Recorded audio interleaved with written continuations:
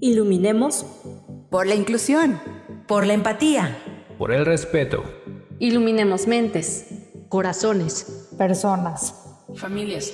Iluminemos por el autismo. Te damos la bienvenida a Iluminemos Podcast.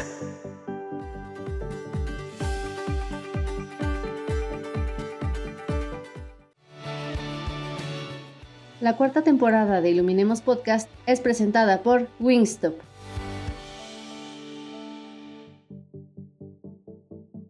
En este episodio les traemos lo mejor de la temporada 4 de Iluminemos Podcast, de la mano de cada invitado que nos acompañó este 2025. Queremos agradecer a nuestra audiencia, esperando que cada momento de esta temporada haya sido valioso y útil para conocer más del autismo desde múltiples puntos de vista. Nos escuchamos el próximo año. Lo mejor del episodio 1 con Alita Aceves.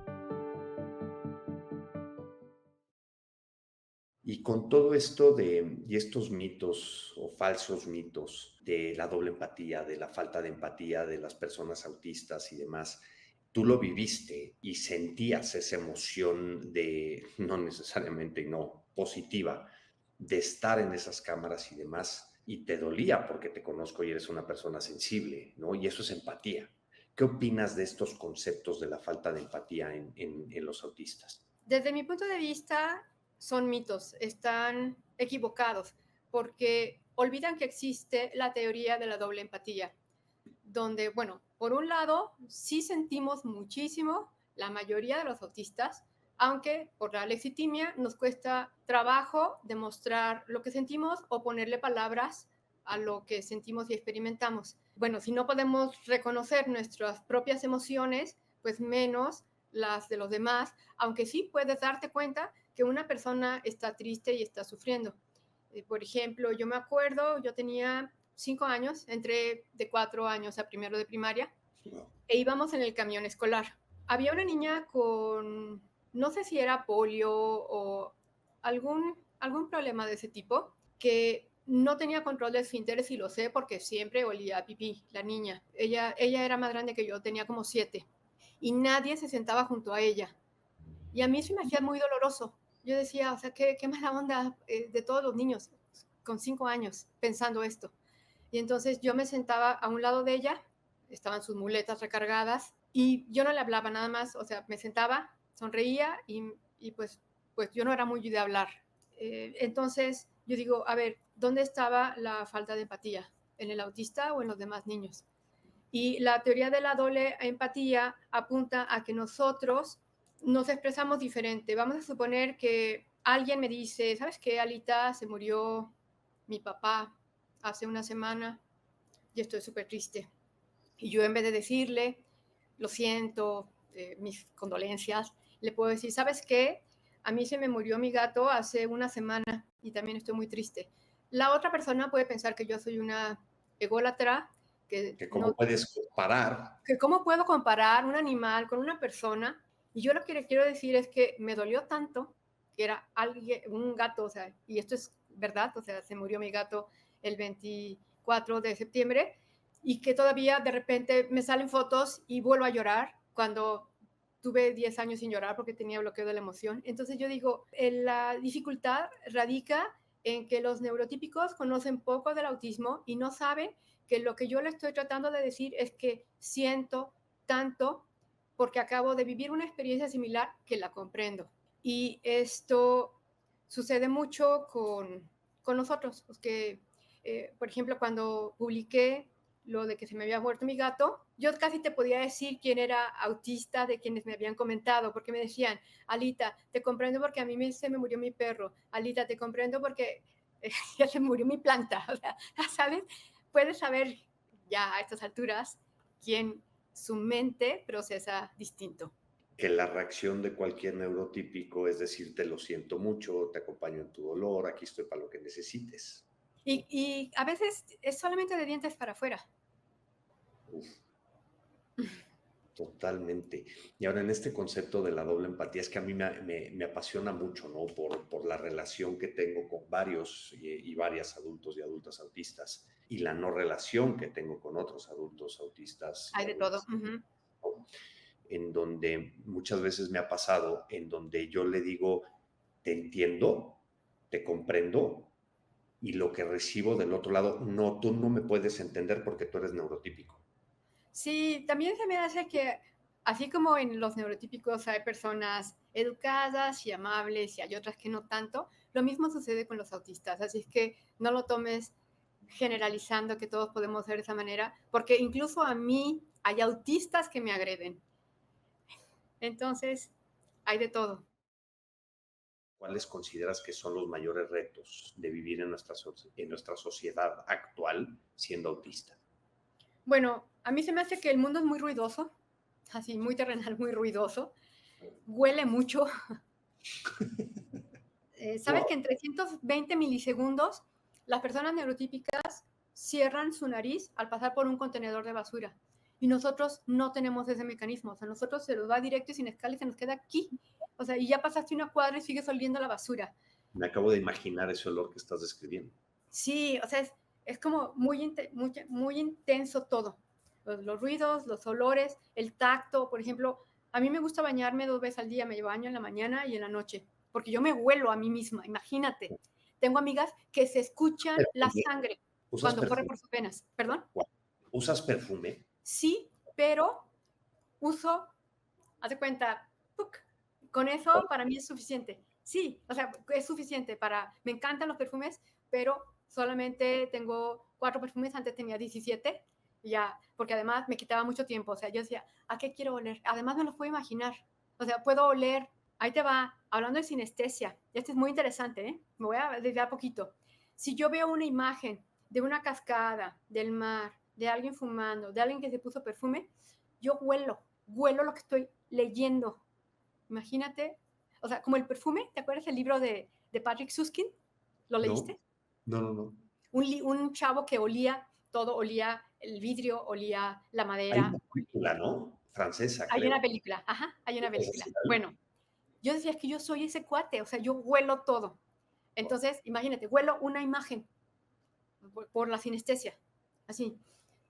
Y yo, qué impresión, o sea, huelo el mar, huelo la cascada, huelo el ambiente, huelo la temperatura del hielo. Total, es muy interesante.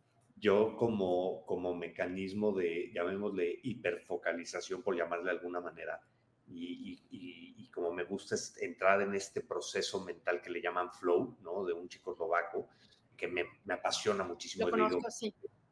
Conforme tú decías cascada, me imaginaba el ruido, conforme decías mar, me imaginaba la brisa, ¿no? En el olfato, en las sensaciones y demás, como un mecanismo mío propio desarrollado de hiperfocalización mío.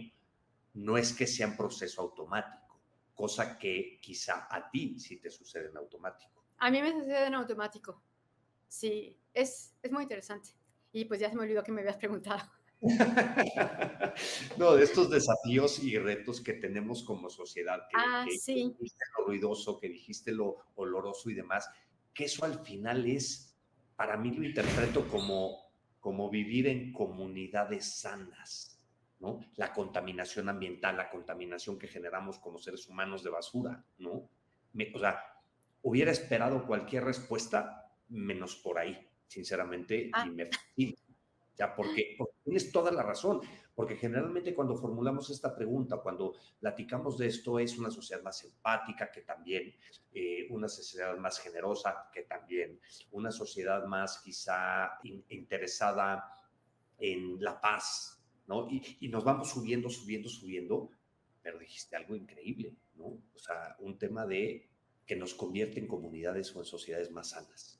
Respetuosa. Mira, tengo un amigo en Holanda que toca el piano.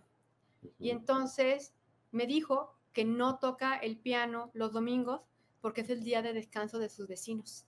Wow. Y no los va a saturar de un sonido que quizá no quieren escuchar. Wow. O sea, es un respeto que creo que no tenemos nosotros. Aquí tienes que mandar a traer a la policía para que calle al vecino que tiene una fiesta y son las 3 de la mañana y está el mariachi a todo volumen. Ese tipo de cosas. Lo mejor del episodio 2 con Claudio Trivisono. la etiqueta trastorno espectro autista tiene unas connotaciones en América Latina tremendas, ¿no? Incluso los propios autistas no se consideran trastornados. ¿Cómo podemos encontrar un balance en la comunicación, en los conceptos? ¿Cómo podemos encontrarnos en medio con el tema de la terminología y su impacto? Pucha, yo siempre digo, ¿no? Por ejemplo, una persona que tiene una fobia simple, que no quiere volar, no puede volar, ¿verdad? Es decir, sube al avión y al final dice, por favor, me quiero bajar. No, no. Esa persona tiene un trastorno, que es la agorafobia. Me pregunto por qué tenemos tanto prejuicio con la palabra trastorno, como si fuese algo. Malo. ¿Cuál es el problema? ¿No? ¿Qué le digo a una persona que tiene claustrofobia, que no puede usar ascensores, que es un trastornado? Me parece que tenemos que empezar a amigarnos con la palabra trastorno, quitarle tanto componente negativo, ¿no? Una persona que tiene trastorno de pánico es una persona que, digamos, tu amigo puede tener trastorno de pánico. No tiene, no, ¿por qué tiene ese componente negativo la palabra trastorno? Me pregunto yo, la verdad es que no sé por qué, pero creo que tenemos que trabajar en quitarle esta aureola de enfermedad a la palabra trastorno, ¿verdad? Hay que trabajar en educación para eso, la gente tiene que percibir que quizás su vecino que no puede subir ascensores tiene un trastorno y que eso no tiene nada de tiene cosas de malo en el sentido de que lo perjudica mucho en su vida, pero es algo, digamos, que tenemos que naturalizar, ¿no? El hecho el término trastorno, ¿no? Amigarnos un poco más con ese término, dejar de tenerle tanta asociación con enfermedad, ¿no? Creo que está como ahí fuertemente asociado. Totalmente, totalmente de acuerdo. Y si tuvieras que dar un consejo a quienes comienzan su camino en el mundo del autismo, ¿cuál sería? Que duden de absolutamente todo, no le crean a nadie, busquen segunda, tercera, cuarta opinión y que se informen muchísimo antes de tomar cada decisión. También les recomendaría que estén pendientes de la gente que le dice lo que quieren escuchar. Cuidado con eso es muy común, cada vez más común, ¿no? Yo, por ejemplo, entre mis pacientes soy conocido justamente por lo contrario. Peleo con muchos papás. Yo por ahí hay un papá de un paciente el otro día que hacía un mes que no me hablaba, porque se enojó terriblemente conmigo en la última entrevista que tuvimos. Eso me pasa porque justamente no les digo cosas que quieren escuchar. Entonces, creo que lo podría resumir diciendo que busquen gente que les diga lo que les tenga que decir y no lo que quieren escuchar, aunque no les guste eso, ¿no? Porque se van a encontrar con un montón de gente que les va a decir lo que quieren escuchar y no lo que necesitan escuchar. Lo mejor del episodio 3 con Abraham Arenas. ¿Qué consejo con esto y con el conocimiento que hoy tienes? ¿Qué consejo le darías a las personas que están siendo o que acaban de ser recientemente diagnosticadas como autistas en la etapa adulta? Bueno, yo creo que escuchen, ¿no? Que escuchen a otras personas que hemos pasado por ahí o que estamos ahí y que se tomen su tiempo, para conocerse y se centren en ellos. Es algo que he dicho, o sea, viene una época en la que hay que conocerse, ¿no? Y hay que valorar, hay que ver dónde estás a gusto, dónde no, dónde... Es una época, bueno, es un reto, pero al final luego lo ves como una época maravillosa, ¿no? En la que de verdad ha florecido, ¿no? Ha despertado tu verdadero yo, ¿no? Ya no tienes que hacer camuflaje social. A ver, ojo, siempre hay una parte, pero te eliges cuándo hacerlo, ¿no? Y a veces, yo no sé si lo hemos hablado alguna vez, te subes a un escenario y a mí me está toda la luz, no es camuflaje social poner una sonrisa, estar ahí, sí, pero eliges cuándo hacerlo y el por qué hacerlo, ¿no? Y sabiendo que puedes hablar incluso de decir, bueno, he hecho esto por esto, pero necesito mi descanso, ¿no? Entonces, viene un cambio de vida, viene un cambio que en mi caso y con toda la gente que hablo, la mayoría es un cambio positivo, pero que se tomen su tiempo. Cada uno lleva su tiempo y bueno, que se quiera mucho y que sonrían, ¿no? Que sonrían mucho porque Fíjate, cuando sonríes a alguien, primero te estás sonriendo a ti mismo. Entonces, bueno, que se dediquen tiempo para ellos y ya está. Wow. Y misma pregunta, pero en connotación a otros padres que están recibiendo su diagnóstico. ¿Qué mensaje te gustaría darles? Bueno, que se tomen su tiempo también. Su tiempo, que el duelo es algo normal, que se tomen su tiempo de escuchar a otros padres, que se tomen su tiempo de aprender, que se tomen su tiempo incluso y que acompañen esos tiempos. Para mí una de las cosas que más trabajo es, bueno, al final las emociones son química, ¿no? Y sabemos que hay ciertas emociones que duran unos minutos en el cuerpo, ¿no? Y luego es todo el contexto, toda la concepción que hagamos de esa emoción, pero que es normal y hay que acompañarlas y el proceso hay que saber acompañarlo. Y fíjate que algo que como persona autista no me gusta nada, ¿no? O puedo llegar a decir, yo soy muy activista, ¿no? Creo yo creo que me sabes de lo que hago y a qué me dedico, y yo soy muy activista, pero entiendo el luto de las familias, ¿no? Y entiendo que la parte de negación, y entiendo incluso, no es que entienda o que deje de entender, pero que incluso si sienten vergüenza, porque hay muchas familias que encuentran que todavía sienten vergüenza, que acompañen esa emoción, pero que sepa que cuanto antes trabajen en esa emoción, mejor va a ser la vida de su hijo, mejor va a empezar a trabajar en crear ese contexto adecuado para que su hijo florezca y tenga una mejor vida. Que no se avergüencen tampoco de tenerla, esa emoción, porque es algo que no les han preparado para tener o para esta situación en la vida. Pero que siempre digo que somos las personas, que tengan bien claro que somos nosotros, las personas autistas, al final, las que tenemos que hacer el trabajo duro. Pues bueno, texto que te dicen para ser hablante, para ser independiente, somos las personas que tenemos que hacer el trabajo duro. Y eso siempre lo digo. Ahora bien, profesores, padres y todas las personas que nos rodean son los encargados de crear ese contexto adecuado para que nosotros podamos hacerlo. Y necesitamos a los padres, necesitamos a los profesores, necesitamos profesionales y necesitamos una sociedad comprometida. Y eso empieza por los padres, empiezan por formarse, por hablar. Siempre digo, todos los que estamos relacionados con el autismo, la neurodivergencia, tenemos que hablar para que el resto del mundo comprenda cómo funciona nuestro cerebro, ¿no? Entonces, cuanto antes que acompañen esas emociones, que no se sientan culpables de tener emociones negativas porque no pueden hacer nada, pero que intenten aprender a acompañarlas y a cambiar esas emociones para ser capaces de crear ese contexto cuanto antes. Me gusta, gracias. Este año celebramos una década de logros, de historias transformadas y de corazones unidos por un mismo propósito: la inclusión y mejora de la calidad de vida de las personas autistas y sus familias. A lo largo de estos años hemos impactado la vida de más de 260,000 personas. Hemos empoderado a una comunidad, concientizado a la sociedad y creado una red de padres, madres, cuidadores y cuidadoras que hoy caminan de la mano hacia un futuro más incluyente. Nos hemos aventurado a la creación de campañas para inspirar a los demás, a crear espacios seguros y accesibles, a llevar nuestro mensaje a foros internacionales. Pero todo esto ha sido posible gracias a ustedes. Estos 10 años ustedes han sido la parte más fundamental de nuestra historia. Gracias por creer en nosotros. Gracias por caminar a nuestro lado. Sigamos iluminando por el autismo. Lo mejor del episodio 4 con Eduardo Díaz Tenopala. Pasando un poquito a la terminología, ¿no? Y a la clasificación diagnóstica, sobre todo. ¿Cómo has visto tú la evolución de la clasificación diagnóstica y qué opinión tienes? Se lo he preguntado a muchos, a Daniel Comín, a Marcín, a Alita Cebes. Se lo he preguntado a muchos en este podcast de la diferencia entre un nivel de apoyo o necesidades de apoyo 1 a un nivel 3, ¿no? Lo que antes entendíamos como Asperger, que ahora ya no, porque no podemos honrar a alguien ¿no? que tenía prácticas, etcétera. ¿En dónde estamos y cuál es tu opinión en esta clasificación del espectro y hacia dónde crees que la ciencia va?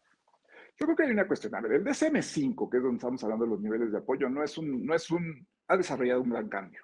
Sí, ya considera lo sensorial. Acuérdate que la clasificación americana estaba basada en la triada de Lorna Wing. Lorna Wing escribió en el 80 su libro. Sigo pensando que Lorna Wing es como el parteaguas del autismo y es quien mejor explica el autismo, ¿sí? Y entonces la Asociación Psiquiátrica Americana empezó a basarse en la triada para hacer todas estas clasificaciones.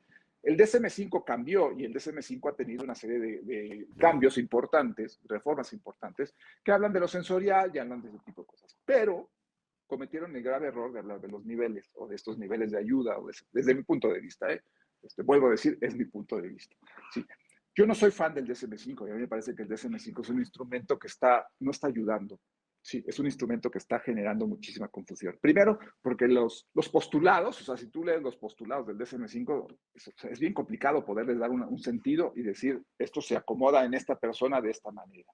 ¿Sí? Igual los niveles de ayuda. ¿Sí? Los niveles de ayuda que si van del 1 al 3 y que si 3 es mayor ayuda y 1. Ahora, son niveles de ayuda, no niveles de gravedad, pero lamentablemente mucha gente los maneja como niveles de gravedad. Y muchos doctores te dicen es que tiene un nivel 3 de gravedad y están pensando que el nivel 3 hablan del autista profundo no verbal, que era una terminología que se usaba hace algunos años, ¿no? Entonces el 3 es no verbal y es complicado. Y el 1 es el autismo light, ¿sí? El Asperger que correspondía en otro momento, y entonces hacían esta comparación, que es un grave error, ¿sí? Porque tampoco funciona así.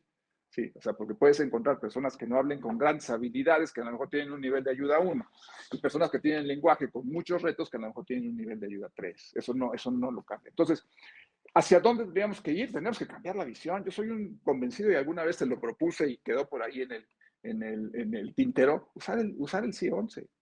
¿Sí? O sea, yo sí me iría a cambiar la clasificación. Porque nosotros estamos pensando que el DSM-5 está bien porque lo hicieron los gringos, pero tiene grandes errores. Además es un libro hecho por la Asociación Psiquiátrica Americana para americanos, no para mexicanos. ¿Sí? Entonces ahí empieza este cambio. Entonces, ¿qué es lo que tendríamos que hacer? Pues cambiar la visión. El CIE-11 explica mucho mejor. ¿Sí? O sea, la clasificación del CIE-11, que el CIE-11 es la clasificación de la Organización Mundial de la Salud, explica mucho mejor el trastorno espectro autista que ellos manejan. Eso siguen usando el término trastorno, pero lo explica mucho mejor. ¿Sí? ¿Hacia dónde tendríamos que ir? Creo que lo que tendríamos que hacer es hacer clasificaciones mucho más claras. Insisto, el CIE-11 no es tampoco perfecta, ni tampoco abarca ¿sabes? Es lo más adecuado, pero desde mi punto de vista se acerca más a algo que define mucho mejor. Yo creo que lo que tendríamos que hacer es trabajar, son mejores definiciones de la condición, ¿sí? O sea, no dejarlo tan abierto, porque ¿qué pasó con el DSM-5? El DSM-5 en una de sus clasificaciones decía, en uno de sus apartados decía, tiene que presentar 3, ¿sí? Y después hizo un reacomodo y dijo, no, tiene que presentar todas, ¿sí? ¿Por qué? Porque se estaba abriendo, o sea, se dieron cuenta que la gente empezaba como a moverse y generó mucha confusión. Entonces de repente dijeron, no, ya no, en la revisión no tienen que presentarse 3, tienen que presentarse todas, ¿sí? O sea, se está haciendo un acomodo. Yo creo que en este sentido las definiciones tienen que ser muy claras. Yo no sé si el DSM-5 lo va a hacer en unos años, no creo, porque es un instrumento médico y lleva toda esta parte médica. Pero sí creo que tendríamos que ir analizando mejor las clasificaciones y generar criterios. Nosotros como profesionales tendríamos que generar criterios para poder hablar de a qué nos referimos. Yo siempre con los profesionales que capacito siempre les digo, tú tienes que explicarle al papá por qué su hijo tiene autismo. No por lo que dice el DSM-5, no por lo que dice el A2, no por lo que dice el ADR, sino por lo que tú dices, por qué tú sabes que tiene autismo. Le tienes que explicar al papá y que el papá tiene que irse diciendo, sí, me quedó muy clara la explicación de por qué mi hijo tiene autismo. ¿Sí? Yo siempre que les digo a los papás, y esto, bueno, no contesta mucho la pregunta que me estás haciendo, pero cuando me dicen, es que tengo un niño que tiene nivel 2, ¿cómo le hago para que no pase al nivel 3? ¿O cómo le hago para que pase al nivel 1? ¿Sí? O sea, ¿cuál es el truco? El truco es arruga el nivel y tíralo a la basura. Tienes un hijo con una personalidad, ¿sí? Con una serie de características y habilidades. No te preocupes qué nivel tiene. El nivel no sirve para nada. El único que está haciendo el nivel es limitar.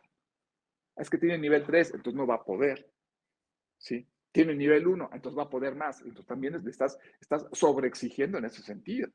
¿Sí? Entonces, en ese sentido yo siempre les digo, el nivel, arrúguenlo, tírenlo, sí es un autista y vamos a trabajar con lo que tenemos, no con el nivel. ¿Sí? Ni pensando que voy a cambiar el nivel, voy a hacer que pase a uno mejor o voy a evitar que se regrese a uno peor.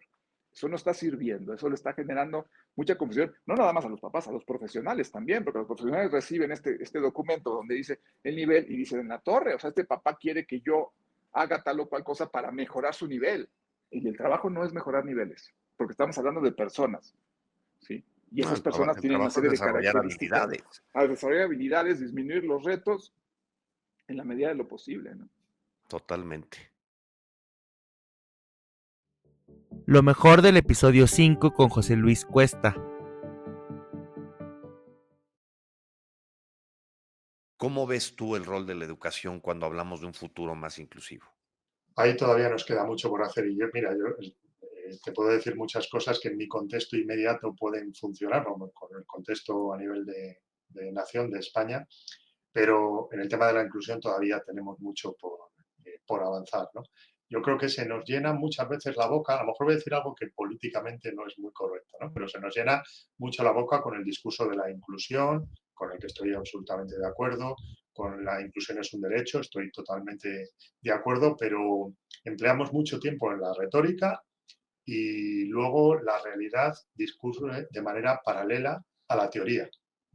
No solamente aquí, en otros contextos, ¿no? Nadie cuestiona la inclusión, nadie cuestiona qué es un derecho, nadie cuestiona qué es el faro hacia donde tienen que ir diseñados los servicios de apoyo. Fundamental, ha cambiado mucho la realidad en los últimos años, pero luego llegas a la realidad concreta y ves que todavía queda mucho por avanzar, ¿no? Que todavía hay realidades donde parece que la inclusión simplemente se limita a compartir la puerta de entrada de un centro educativo.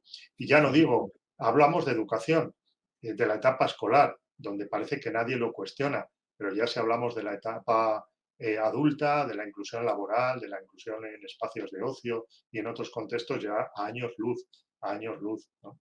Y siempre también pongo el ejemplo, yo doy una asignatura sobre inclusión laboral, que tú vas de la mano con una persona con síndrome de Down y una persona con autismo a una empresa y la puerta ya sabes para quién se va a abrir, ¿no? Porque la palabra autismo todavía tiene sus connotaciones negativas.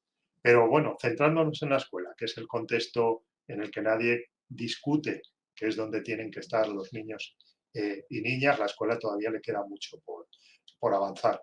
También pienso que más allá de la inclusión y más allá del derecho, lo que hay que pensar es en el derecho a la persona a poder aprender, desarrollarse y disfrutar en el contexto donde esa persona pueda estar mejor, ¿no?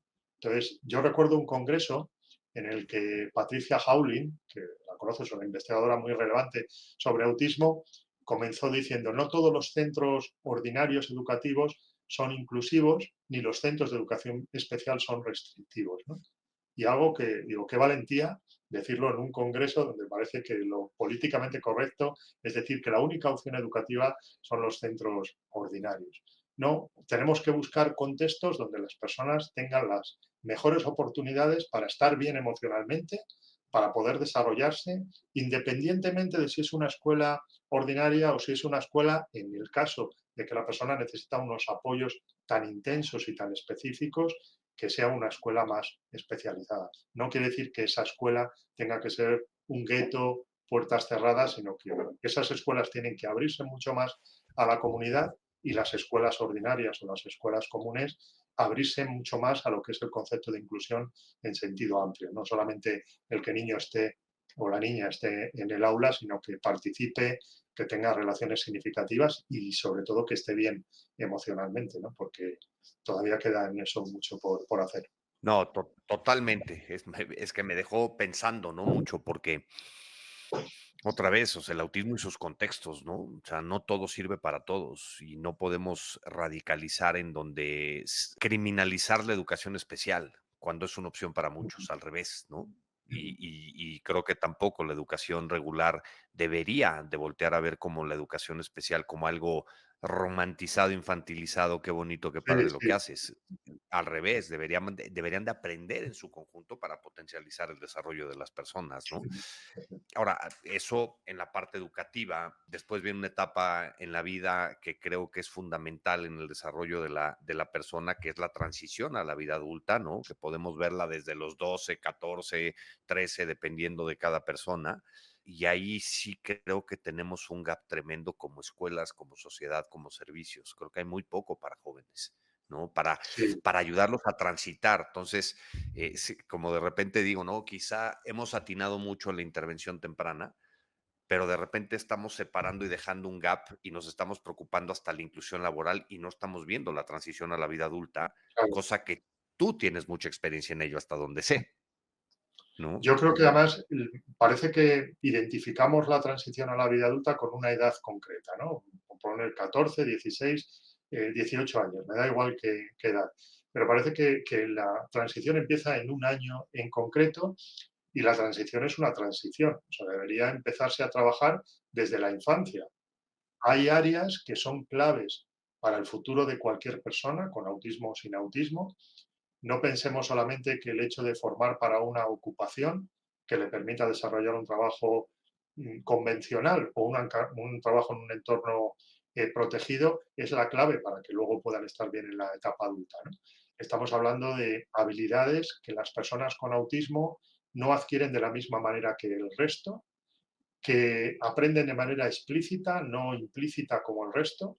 Me refiero a habilidades de autonomía, habilidades relacionadas con la autorregulación, con el trabajo en equipo, con la tolerancia a la frustración, con la regulación y planificación. Todo eso que a nosotros nadie nos enseña en la vida, que las adquirimos y las vamos aprendiendo por propia experiencia y por esa capacidad que tenemos de aprender de manera casi automática, pero las personas con autismo el aprendizaje no es el mismo, ¿no? Esa es una de las razones por las que se habla de que el cerebro de una persona con autismo es diferente, porque en parte hay muchos procesos que son diferentes, pero el aprendizaje es diferente. Y eso no le hemos prestado atención durante muchos años. Y cuando esas habilidades son ya necesarias, urgentes, que es a partir de la adolescencia, donde los contextos son más abiertos, donde el mundo es más desestructurado, no en sentido negativo, sino que es más difícil controlar los contextos de adultos que los contextos de los niños, es ahí donde las personas con autismo evidenciaron que no habíamos sabido hacerlo bien, porque habíamos pensado que porque iban bien académicamente, en matemáticas, en lengua, en inglés, ese era el pronóstico mejor de desarrollo. Entonces, preparación para la vida adulta no es a partir de los 12, 14 o 16, es a partir del momento en que empecemos la intervención temprana. Eso es clave. Y luego la parte más de orientación hacia, por ejemplo, una carrera, unos estudios, las personas que puedan acceder a la formación superior o para el trabajo, que todos pueden trabajar, aquí hablo de todos con la absoluta certeza de que todos pueden trabajar, esa orientación vocacional tendría que empezarse desde la escuela. Detectar intereses, capacidades, equilibrar expectativas e intereses, porque a veces hay mucha discrepancia, para que puedan fomentar, por ejemplo, oportunidades para que vivan experiencias, aunque en un momento puedan ser reticentes, ¿no? Experimenten con nuevos materiales, con nuevos productos, con nuevas herramientas, nuevos contextos, para ir observando qué contextos, qué actividades, qué materiales o qué intereses son su mayor preferencia y poder irlo orientando, porque muchas veces los intereses no te los van a verbalizar, o a veces cuando verbalizan un interés no está muy ajustado a un conocimiento real de lo que implica, por ejemplo, estudiar una cosa o trabajar una cosa. Entonces pasa, yo creo, fundamentalmente por poner a la persona en situaciones de vida, en que viva experiencias que le permitan ir ampliando su círculo de actividades o de contextos conocidos que le aportan seguridad, ir observando qué tareas, cómo le gusta trabajar, si le gusta más en grupo, de manera individual, en un entorno abierto, trabajos más de concentración o más de cantidad, trabajos en el exterior, qué tipos de tareas se le dan mejor. Y eso es lo que nos va a llevar un poco a orientar a tiempo, no esperar a que estudien algo, fracasen y vayamos probando a ver hasta encontrar algo que les pueda encajar mejor. Lo mejor del episodio 6 con Abraham Ross.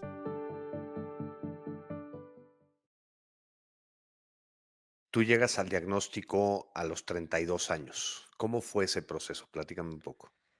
Ese proceso fue, como siempre digo, hoy es muy fácil decirlo, fue Claro. sin quererlo, sin buscarlo y sin estar preparado.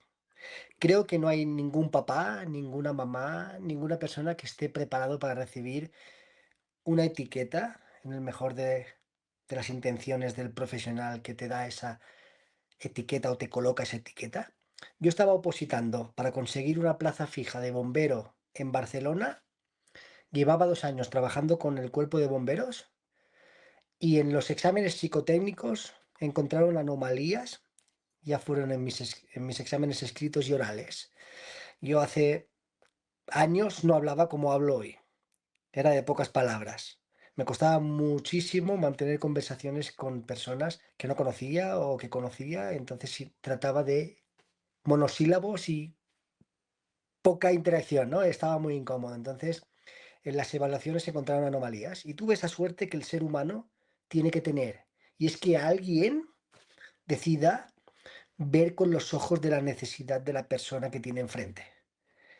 Ese profesor, que ya me conocía de hacía 2 años, se interesó porque un alumno que ya trabajaba, pero que estaba opositando, tenía exámenes tan distintos, orales y escritos. Y me mandó a un neurólogo, del neurólogo al psicólogo, del psicólogo al psiquiatra y del psiquiatra a un buen hospital de Barcelona, especialista en autismo. Salí con 2 diagnósticos: persona dentro del espectro, antiguo Asperger, y persona con altas capacidades. Entonces eso cambió mi vida. ¿Y en qué sentido cambia tu vida? Pues cambia mi vida, que al principio es un caos. Al principio es un mundo de rabia, ¿no? Un mundo de frustración porque no comprendes nada, porque hace años de autismo yo sabía muy poco o casi nada. Y cuando el profesional me dijo que era autista, yo rápidamente asocié autismo con Rayman, ¿sí? Lo poco que conocíamos, y dije, yo no soy como esta persona. Este profesional está equivocado. Yo hablo y yo puedo hacer lo que quiera. Yo he tenido novias y tengo pareja. Yo... Entonces entró la rabia en mí de que alguien había colocado una etiqueta sin conocerme. Para mi novia, la que hoy es mi esposa, en aquel momento era mi pareja, fue una bendición, porque dijo, ahora entiendo por qué eres tan extraño y te comportas de esta manera y por qué a veces eres tan solitario y me rechazas y todo esto que las personas dentro de esta condición a veces hacemos y mostramos, ¿no? Entonces necesito un tiempo para asimilar que a pesar de tener una etiqueta, seguía siendo la misma persona. Y no es fácil, porque tienes que hacer una introspección que en aquel momento no estaba preparado, pero que necesitaba tener que hacer para poder continuar. Y el cambio fue abismal, ¿no? Dejé lo de intentar ser bombero, mi vida fue un poco así difícil por un tiempo, hasta que dije, bueno, si esto me ha ocurrido es por algo, y empecé a estudiar psicología. Empecé a estudiar psicología. De esto hace ya, pues, 10 años. Sí. Wow. Ahora, y me regreso un poco en tu historia, Abraham. Llegas al diagnóstico por accidente a los 32 años, pero antes estudiaste seguridad informática de redes De redes. y en ese trayecto escolar, académico, universitario, ¿nunca tuviste alguna sospecha de algo? Ahora, hablar desde la comodidad que tengo hoy no sería justo con el Abraham que lo vivía, porque nadie me había dado la oportunidad de conocer a alguien que me pudiese dar desde su perspectiva, hacerme entender que yo no era un bicho raro, ¿sí? Siempre creí que fui agresivo porque tuve un papá agresivo, que fui solitario porque mi mamá ha sido de pocas amistades, ¿no? Entonces vas creciendo sabiendo que tal vez es tu culpa ser como eres porque tienes un hermano y una hermana que son muy distintos a ti y que son del mismo papá y de la misma mamá. Entonces, sospechas de autismo nunca tuve. Si encima tienes un entorno académico o el núcleo donde te mueves en que dicen que eres agresivo, que eres solitario, que eres tímido, que eres así porque no te han puesto límites, pues no asocias en que detrás pueden existir problemas mentales, ¿sí? Entonces, nunca, y si es cierto que de pequeño, propia escuela, tuve algunas sesiones psicológicas y no advirtieron lo que hoy creo que un buen profesional advierte, ¿no? Si está bien preparado, hace 35 años no sabíamos tanto de autismo. Totalmente. Y durante la universidad, durante tu etapa, digamos, escolar, ¿tú notabas estas altas capacidades? Fíjate, La semana pasada, teniendo una conversación con un compañero, me decía, y bueno, ¿qué es vivir con altas capacidades? Pues al fin y al cabo la gente creo que estamos mal informados y es que las altas capacidades hoy, clínicamente sabemos que no son tan importantes como si no estás bien regulado emocionalmente y si no tienes un buen acompañamiento, porque académicamente, sí, un IQ te puede ayudar cuando tu entorno familiar, académico y demás está en equilibrio. En mi caso, no lo sabía, con lo cual en la escuela yo no quería estar. Yo era muy movido, yo me portaba muy mal, los maestros no sabían tratarme, todo me aburría o no me interesaba, salvo algunas materias en las que quizá era bueno, pero no había la sospecha de poder tener unas altas capacidades. Ahora, quizá ya de adulto, sí que siento que tengo algunas habilidades que me van bien, como es la retención de memoria, la comprensión de muchos aspectos lógicos, pero fíjate lo que te digo, lo cambiaría ahora mismo por poder estar mejor regulado en todo momento del entorno que yo no puedo controlar, que es la parte sensorial, ¿no? Entonces, fíjate, creo que el equilibrio es fundamental, ¿no? Pero creo que se puede ser más feliz con una media de IQ, pero bien emocionalmente, que con un IQ alto, pero completamente descompensado en la parte emocional. Totalmente de acuerdo. Cuando hablamos de autismo, compartir vivencias y acompañarnos es prioridad. Sé parte del grupo de apoyo para padres, madres, cuidadoras y cuidadores. Nos reunimos vía Zoom una vez al mes. Regístrate en iluminemos.org y comienza a formar redes de apoyo. Lo mejor del episodio 7 con Salma Campos.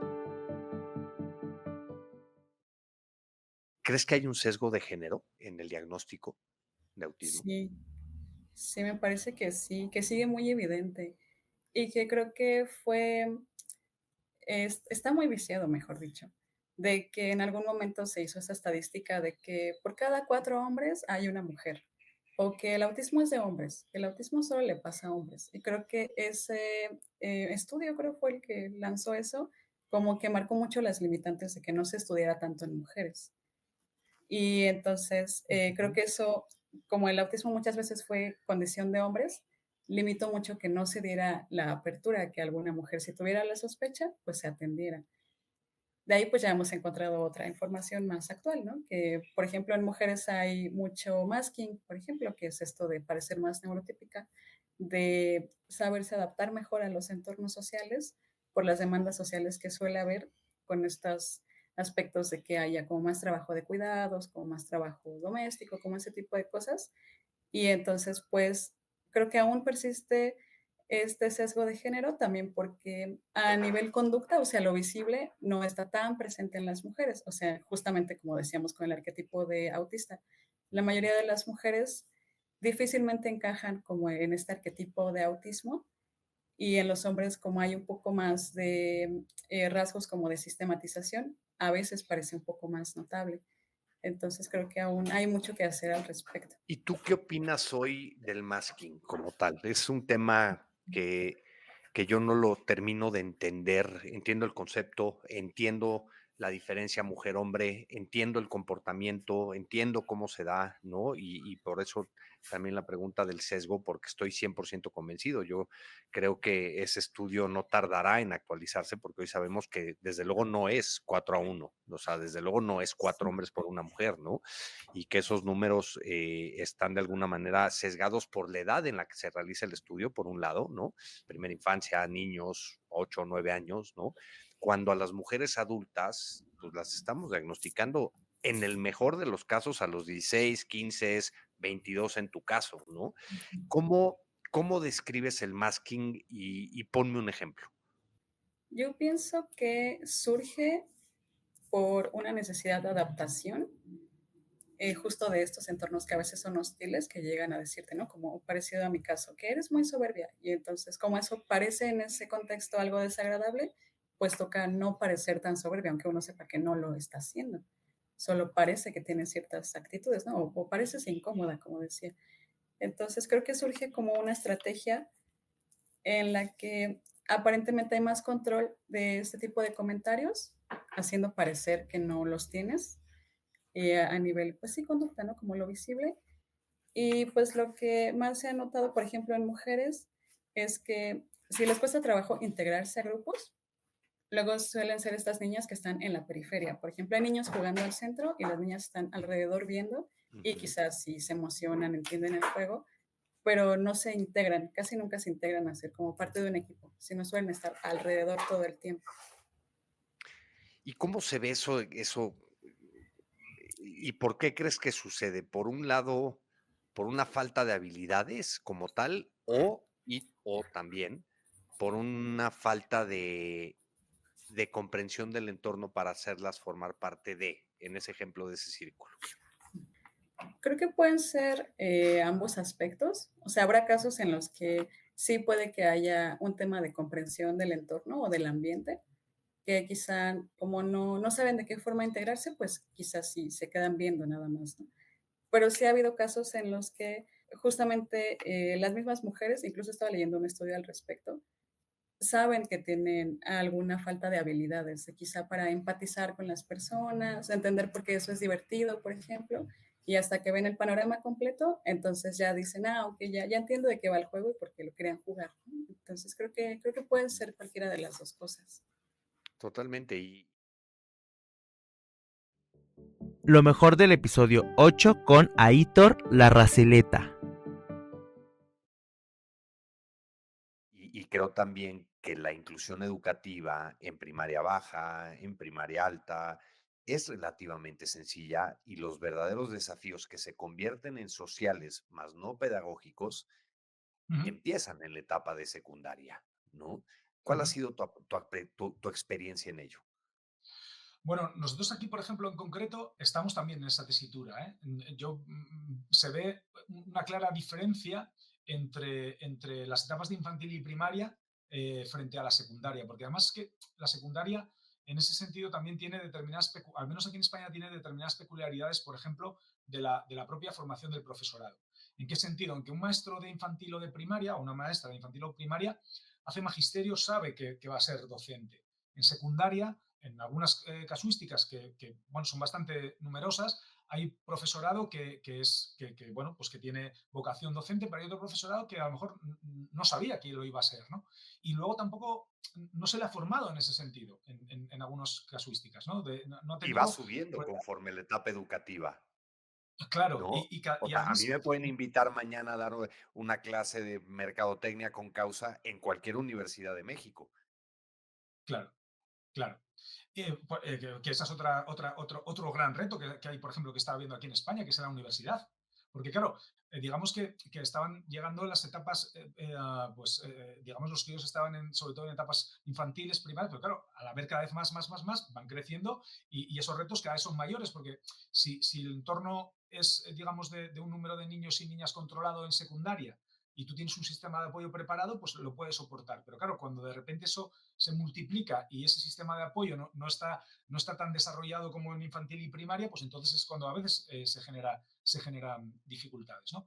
Entonces, esa misma realidad está sucediendo. La cuestión yo creo que es uno de los ámbitos que a mí me interesa mucho, es cómo se da respuesta a través de la formación del profesorado, que yo creo que eso que es clave en uno de los cambios y que además toda la evidencia científica y de la literatura de investigación sobre la inclusión educativa en el autismo lo vincula con la formación del profesorado. Una de las claves es mejorar esa formación. Entonces, claro, ¿qué pasa? Pues un poco lo que hablamos, ¿no? Ya en la formación universitaria es clave que haya mucha más profundidad sobre lo que va a significar el tener en el aula 1, 2 o 3 niños en el espectro del autismo.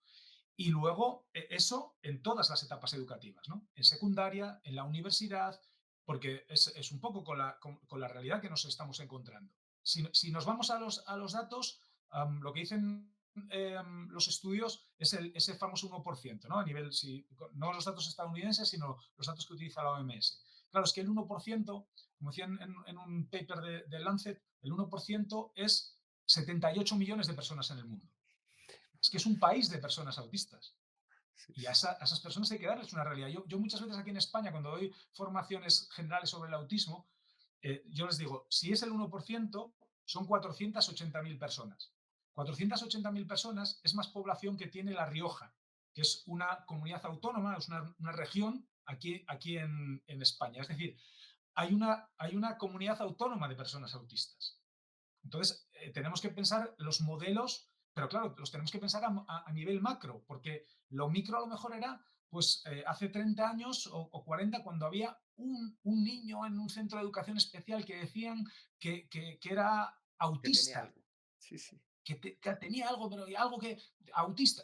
Claro, es que no, estamos en otro campo, estamos en lo que hablábamos antes, ¿no? Hay 78.000 niños y niñas con necesidades educativas especiales asociadas al autismo en España.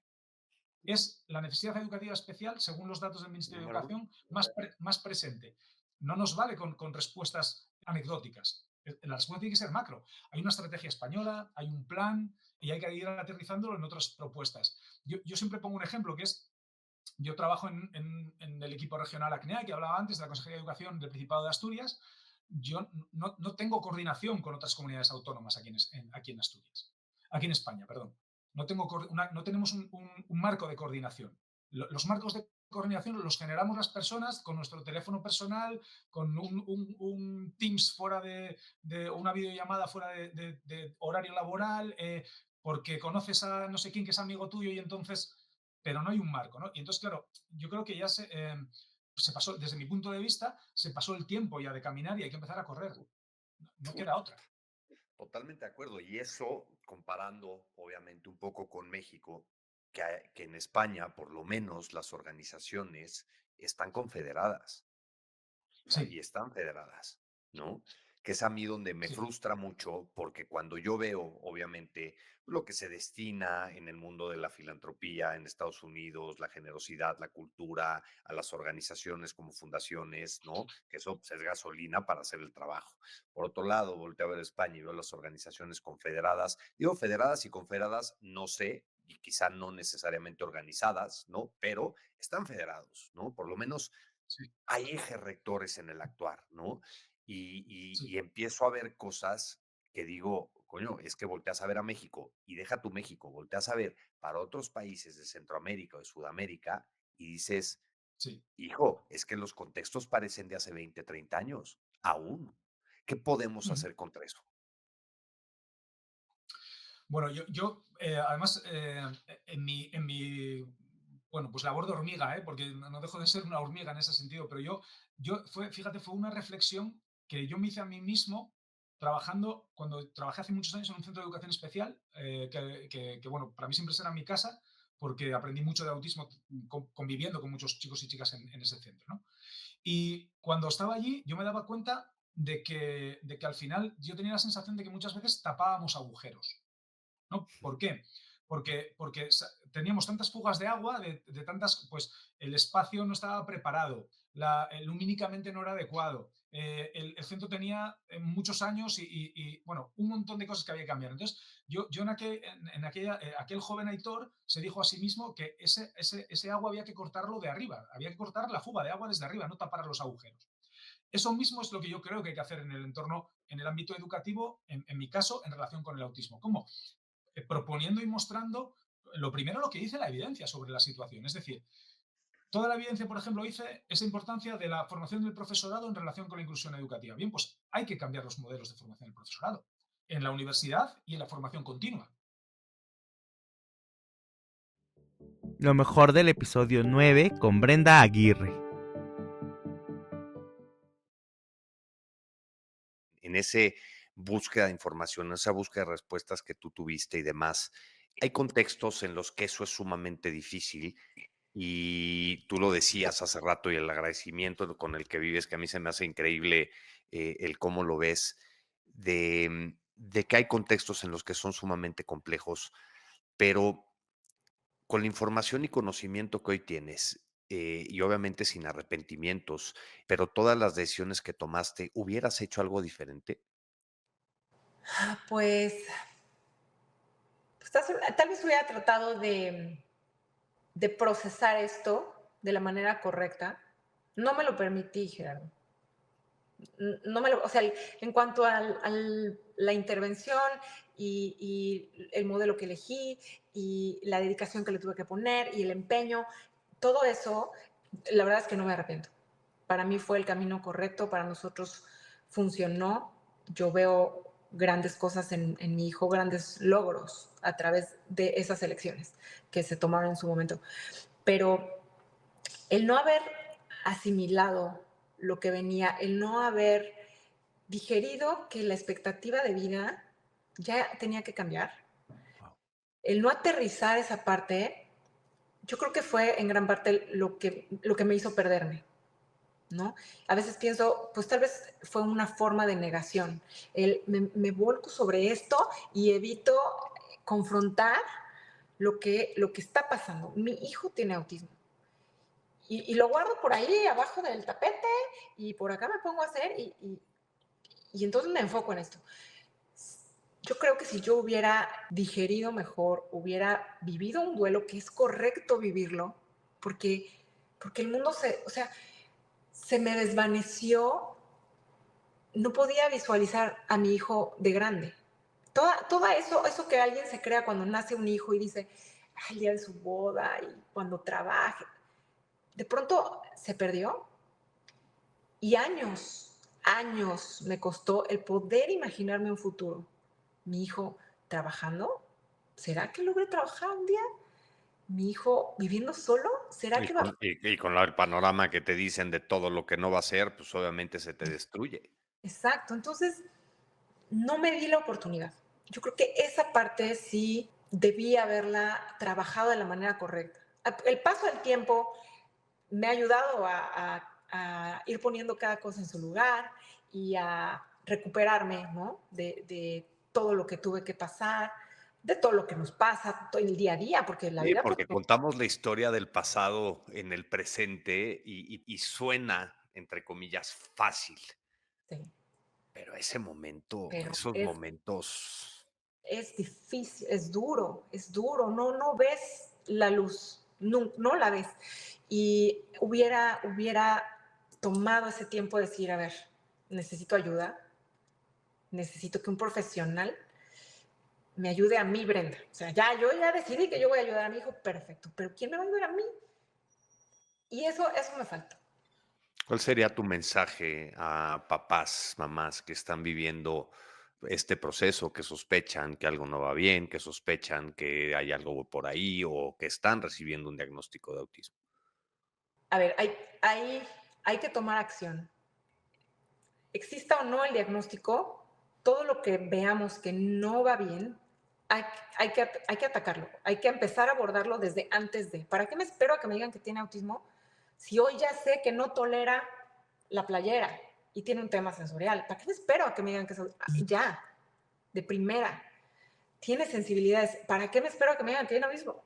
Le hago, no, busco asesoría para una dieta correcta para este niño, ¿no? Hay que Para una tomar... dieta alimentaria o dieta sensorial, o sea, Exacto, ¿no? ¿no? O sea, hay que tomar acción.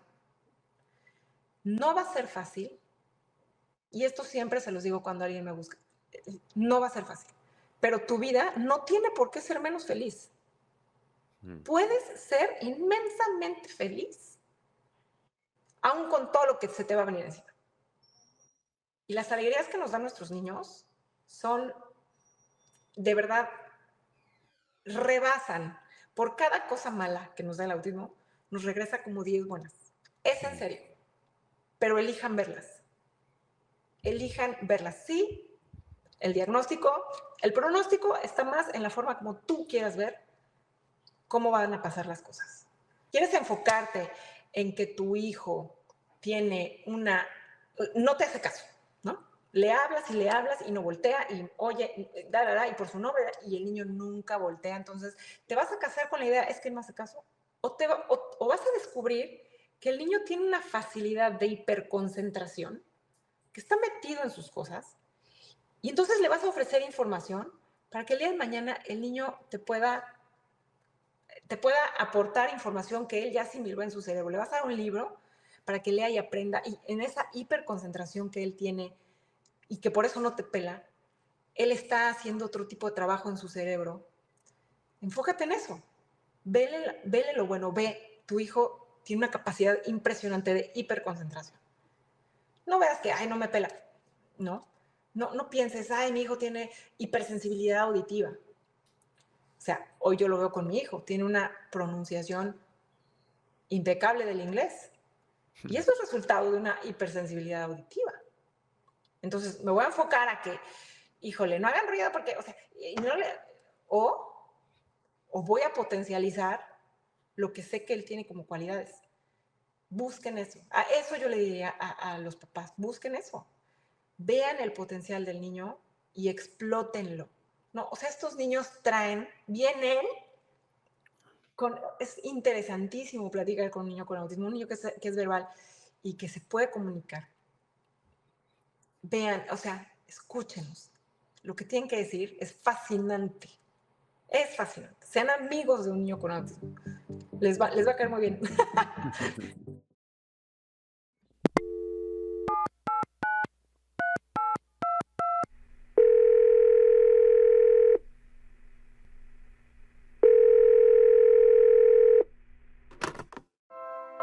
Para Iluminemos por el Autismo, el bienestar emocional es prioridad.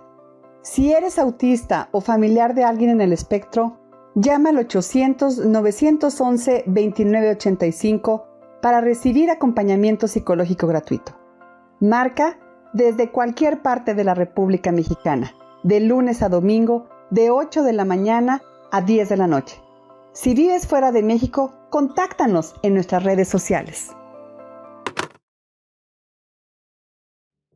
Lo mejor del episodio 10 con Elizabeth Gómez.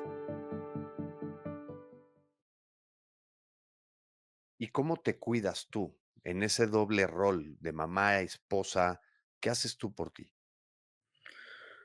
Pues mira, hasta hace poco nada. Hasta hace poco tiempo yo caí muy fondo. Me dejé mucho, sin darme cuenta, ¿eh? Intentando ser la mejor mamá y la mejor esposa, desaparecí totalmente. Y coincidió con la pandemia. En el momento, la pandemia nos mostró muchas cosas, ¿no? Y nosotros tuvimos que venir a México a vivir eso, ¿no? Porque no solo me lo mostró la pandemia, sino me lo mostró la pandemia estando sola. Claro, y estando a kilómetros, miles de distancia, horas, incluso de que Sí. no es lo mismo a las 7 de la noche tú aquí en México querer hablar con alguien que para allá son las 2 de la mañana, ¿no? Sí. Y allí me di cuenta de que yo recuerdo una vez que Abraham, que sí me vio mal y me dijo: "¿Qué necesitas? ¿Qué necesitas hacer para estar bien?". Y le dije: "Es que ni lo sé. Dime, ¿qué te gusta?". Para empezar, pues, no sé, a él se refería: "¿Te gusta pintar? Si te gusta hacer algo, pues compramos pintura y te damos tu espacio para pintar", ¿no? Y yo fui incapaz de contestarle en eso. Me dijo: "Te compro lo que necesites para estar aquí y tener tu espacio". Y le dije: "No te puedo dar una respuesta porque no sé ni quién soy ahora mismo". Guau. Me perdí mucho en la maternidad, me perdí muchísimo, y en la demanda de también, yo como infravaloré a Abraham. Tampoco le di la oportunidad de demostrarme si podía ser buen papá o no. Pues yo también me escondí en el autismo, no va a poder hacerlo. Esta condición no se lo va a permitir, ¿no? ¿Tenías quizá ese sesgo de querer estar como cuidador de Abraham para que él fuera buen papá todo el día? Sí. Sí. Y sí, de darle ese espacio, era, bueno, vamos a darle el espacio porque si se relaja y él se regulariza, bajará y estará mejor. Pero para darle su espacio, yo saturaba el mío, Claro. porque entonces, o sea, yo jamás tenía ese espacio, ¿no? Porque, pues tú imagínate si Julia es activa y, o sea, si tiene energía haciendo todas las actividades, en el momento que le quitamos todas las actividades, te puedo prometer que a las 10 de la mañana habíamos hecho todos los tutoriales de YouTube que te daban ideas para toda una semana. Eran las 10 de la mañana y me decía: "¿Qué más, mamá? ¿Qué hacemos ahora?". O sea, nada, nada. Sí, sí, necesito parar. Sí, necesito porque, o sea, Julia tiene ahora 9 años y te puedo decir que hace cosa de 6, 7 meses o de este último año que ha empezado a sentarse a ver una película entera. Mm. Ya me decían las mamás, no, este fin de semana hemos estado viendo películas y comiendo palomitas con la niña, no hemos hecho nada. Y yo decía, ¿películas? ¿Qué es eso? Sí, yo Yo he hecho pintado, he palomitas, saltado, bombones, pintado, el escudo, todo y solo en la mañana del sábado. Solo en la mañana del sábado todo lo que tú has podido hacer en el fin de semana lo hemos hecho nosotras. ¿Y cómo te sobrepusiste a ello? Tuve que poner límites, tuve que aprender a poner límites y tuve que enseñarles a ellos que yo también era importante, que no fue fácil tampoco. No por culpa de ellos, no porque ellos no me consideraran importante, sino porque yo nunca les había dicho que yo era Sí, importante. oigan, también, Hola. también Claro, estoy, ¿no? ellos estaban acostumbrados a lo que yo permitía, ¿no? Entonces, en el momento en que yo dije: ¿Sabéis qué? Me acabo de dar cuenta que tengo emociones, tengo límites", fue un choque, fue un choque. Y hubo malos momentos, sí, porque no estaban acostumbrados. De repente, cuando Abraham vio que no tenía cuando no tenía ese soporte 24 horas que yo daba, sí hubo momentos de no sé llevarlo, no me bloqueo. Y Julia también, ¿no? De: "¿Por qué me dejas sola con mi padre? Sí, ¿ahora qué pasó? ¿Qué pasó?". Pero resulta que con el tiempo nos ha ido muy bien. O sea, la relación entre Julia y Abraham ahora es muchísimo mejor que antes, porque yo me he retirado. Guau. ¿En algún momento sentiste tu culpa por querer estar ahí de cuidadora primaria doble? Sí, cuando vi el resultado de no estarlo. Guau. Cuando vi el resultado de intentar ser, la heroína, nadie me había llamado a mí a ese papel. Y lo adquiriste y lo Nadie. compraste tú sola. Sí, y me destruí yo sola. Guau. ¿Y cómo te reconstruiste? Estoy en ello, todavía no lo he hecho. Estoy en ello poco a poco. Poco a poco, cada vez voy soltando más y me ayuda el ver los resultados, pues lo que te digo, ¿no? El ver que de repente Abraham puede gestionar muchísimo mejor las situaciones de lo que ni Julia ni yo nos imaginábamos, ¿no? Guau. Y de repente cuando ahora, por ejemplo, Julia le gusta el fútbol. Papá, cuando juegue, Abraham es del Madrid, ¿no? Y se sienta con él. No tiene ni idea, en realidad no le gusta, ¿no? Pero ella quiere pasar ese momento con su padre. Y a veces me mira como con culpa, como diciendo: "Mamá, ¿quieres verlo?". "No, cariño, no te preocupes, yo estoy bien, aprovecho para hacer mis cosas y tú disfruta con tu padre", ¿no? Y ver esa conexión que yo antes me daba miedo, digo, o sea, qué egoísta fui, ¿no? Queriendo ayudar, les privé de cosas que tenían que vivir también, ¿no? Sí, con ese, que a lo mejor lo voy a poner muy mal en palabras, porque no es complejo, pero esa necesidad de cuidar o de pensar o creer que Abraham no sería capaz de ser un buen padre sin tu supervisión o que sin tu intermediación la relación padre-hija no iba a funcionar Sí, y ahí estabas por una necesidad quizá más tuya que de ellos. Qué sí. fuerte. Un miedo, porque mira, Abraham dice que conoció el amor cuando nació su hija. Mm, Yo conocí el miedo cuando nació mi hija. ok. Y mira que yo soy muy miedica, ¿eh? Yo siempre he sido de las personas más miedosas que hay en la vida, ¿no?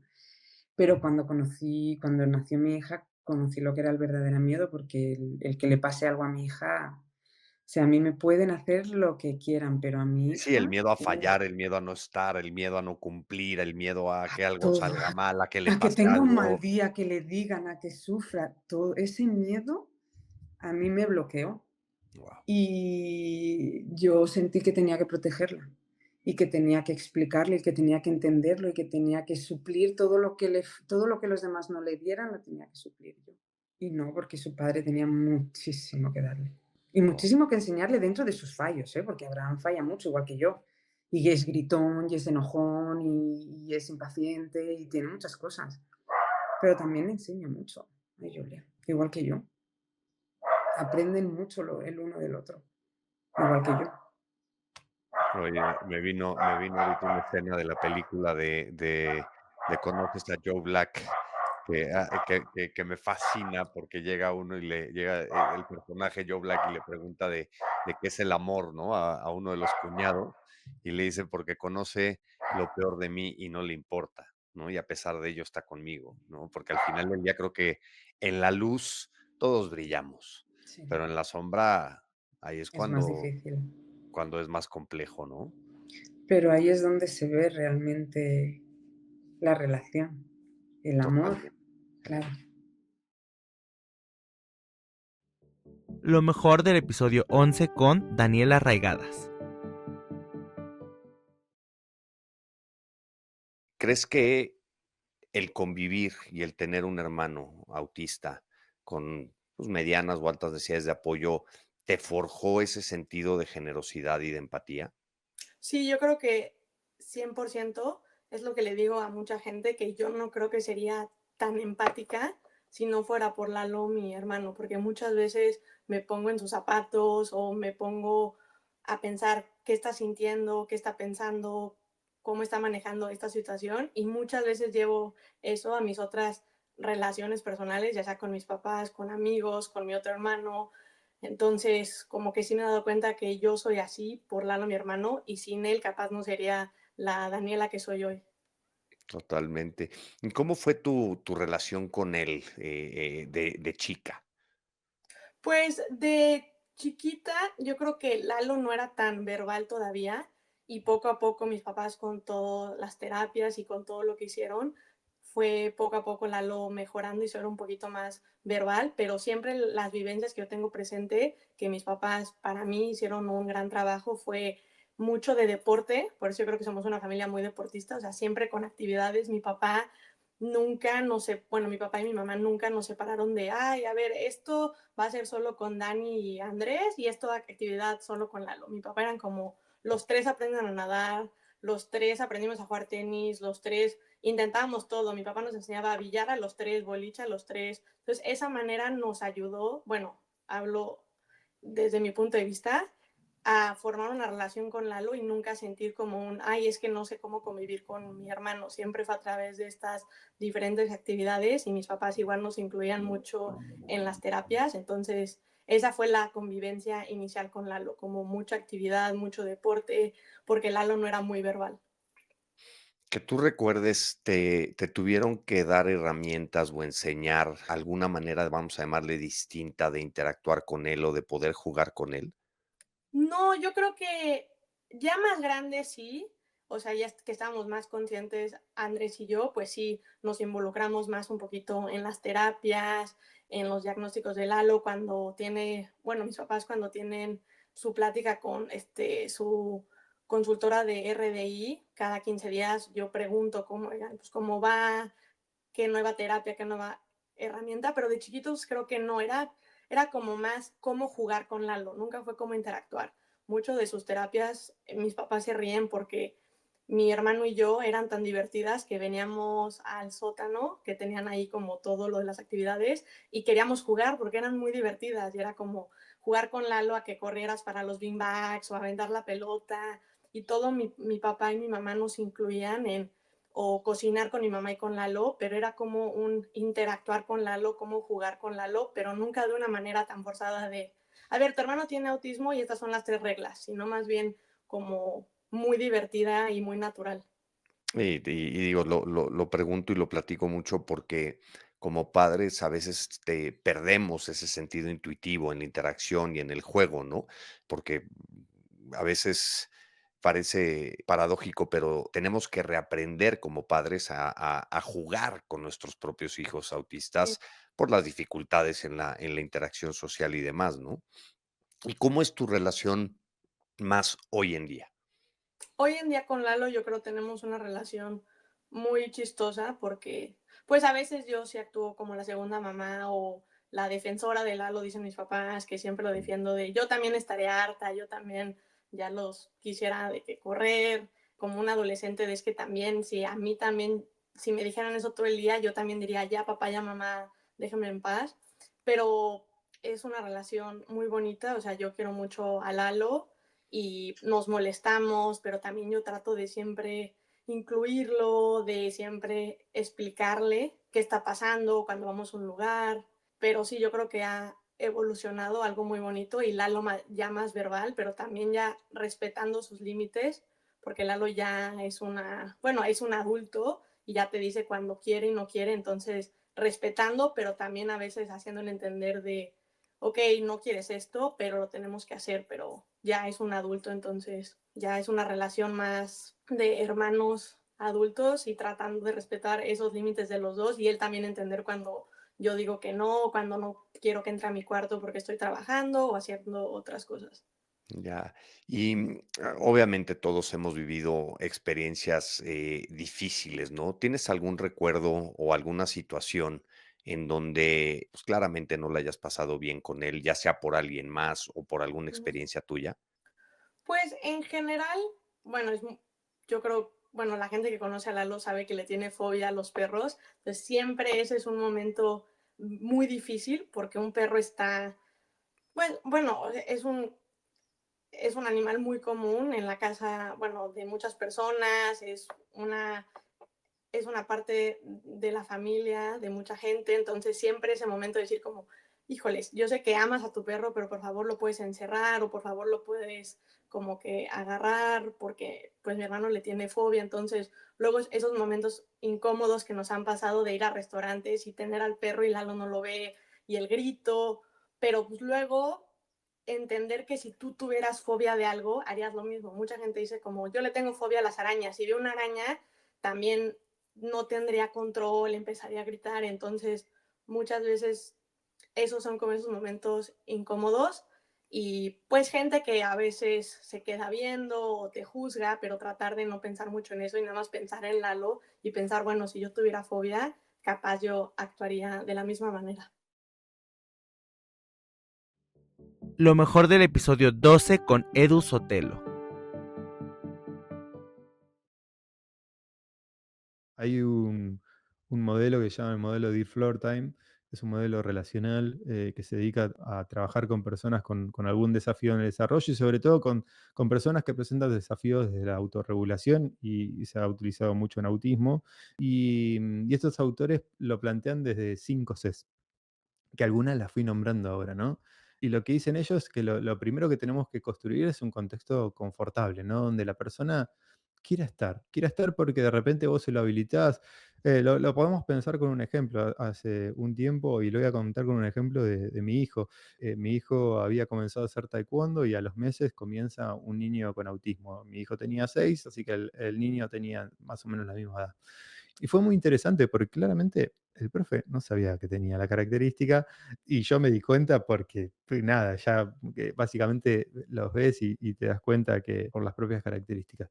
Y fue muy lindo porque el profe, más allá de que el niño no se quería escapar, quería estar ahí en el gimnasio, en el tatami se llama, que es ese cuadrado de goma eva que se pone para hacer artes marciales, el niño correteaba.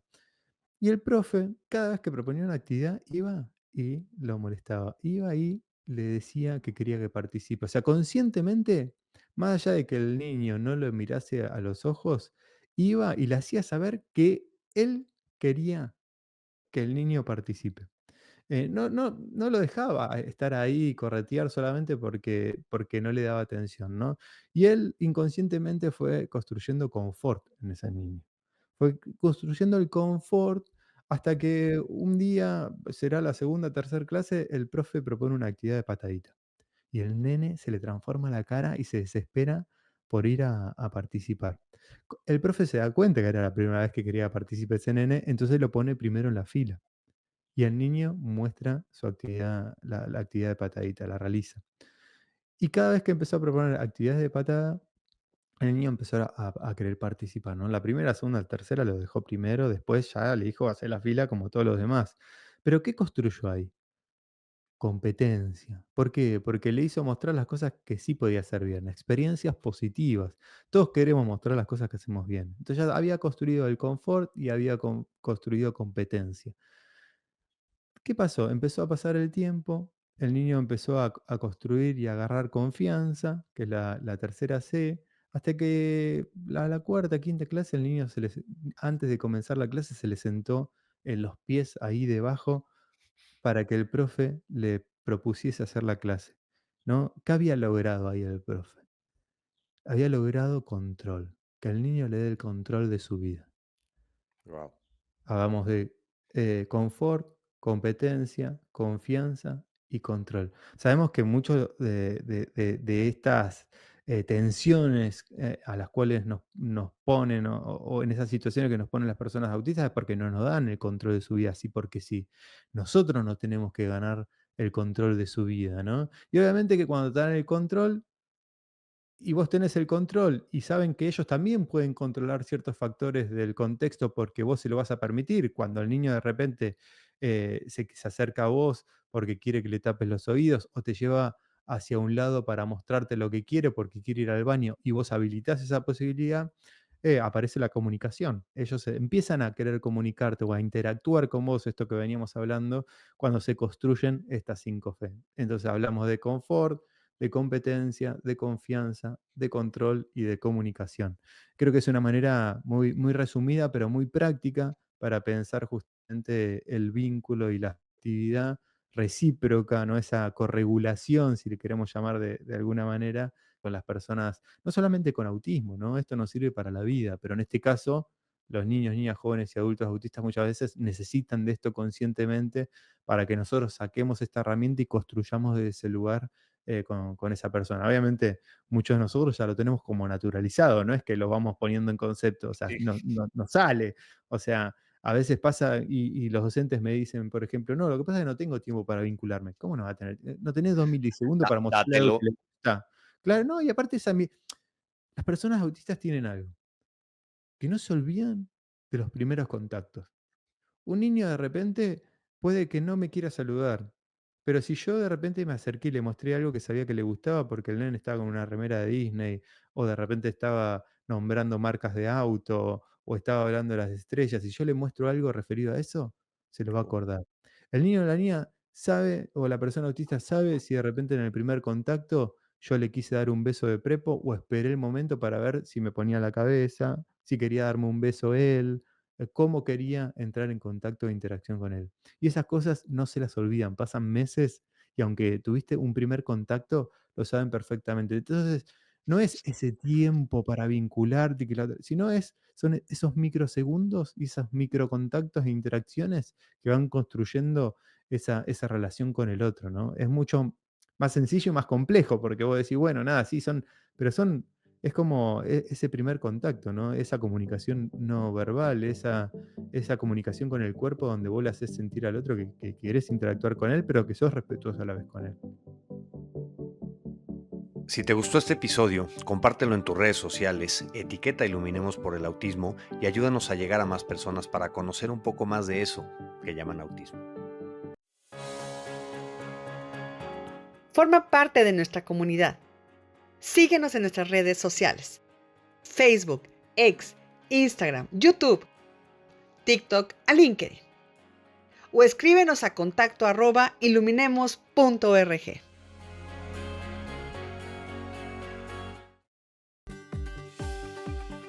Iluminemos Podcast. Por la inclusión. Por la empatía. Por el respeto. Iluminemos Mentes. Corazones. Personas. Familias. Iluminemos por el autismo.